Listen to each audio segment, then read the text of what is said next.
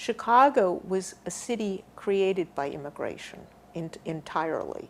Um, when when Hyde Park became part of the city of Chicago, it was through a process called annexation, where a relatively small city annexed much of the area surrounding it. And then after those annexations occurred, immigrants poured in from everywhere.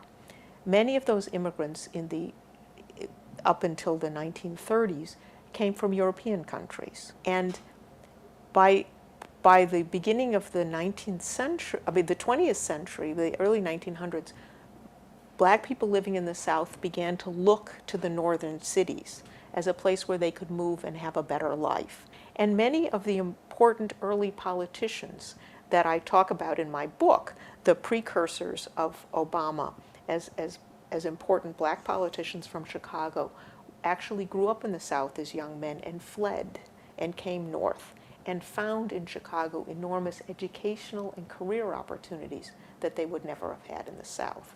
At the same time, housing restrictions were very, very intensely enforced. We had what we called racial covenants that were in the deed to your home. The deed to your home, when you bought it, the deed you would receive, the title papers, would say that you could not legally sell to a black person. There were restrictive covenants all over the south side of Chicago, and only one narrow strip of land, which was the Black Belt, was exempt from those restrictions.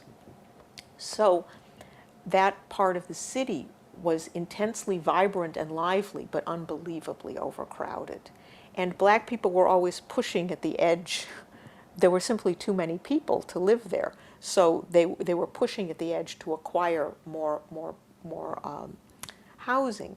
And a pattern developed as the black community prospered in Chicago and people had the money to buy property and wanted to live in nicer houses and in less overcrowded neighborhoods than Bronzeville, than the heart of the Black Belt, that people moved into white neighborhoods. And what would happen then was usually rather quickly the neighborhood would be transformed from white to black. That's a process Barack Obama describes in his first book when he talks about the work he did community organizing. He worked in a community called Roseland, which had once been a white community and changed within 5 years to being an entirely black community. Then blacks increasingly, and one was a black lawyer from Hyde Park named Earl Dickerson, challenged in the courts the system of racially restrictive covenants, and increasingly they won. And the covenants would not stand any longer to keep black people from moving into the community. So by the 1940s, it was clear that black people would be able to legally move into Hyde Park. The question was not would black people move into Hyde Park, but would any white people stay? And that was what the community organizing was around, to encourage people to stay. The Hyde Parkers that worked in that community organizing, and a lot of the grassroots work was done by women organizers who went door to door and talked to people and persuaded them not to move and formed little community groups that solved small problems and made people feel good about the neighborhood. That they really believed that other people would look at the interracial community they were creating and imitate it. They thought they'd hit on something that was the greatest thing since sliced bread, and they wrote it up very proudly, and they thought they would be the model for other communities. That did not happen.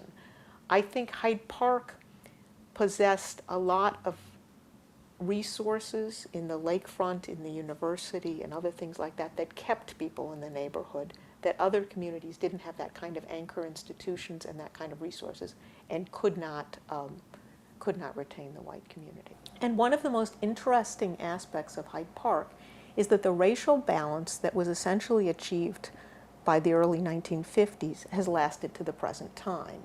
You often find a neighborhood in Chicago or in other major American cities that is racially and ethnically diverse because it's undergoing change. It's moving from one thing to another. It's not becoming racially integrated and then staying that way.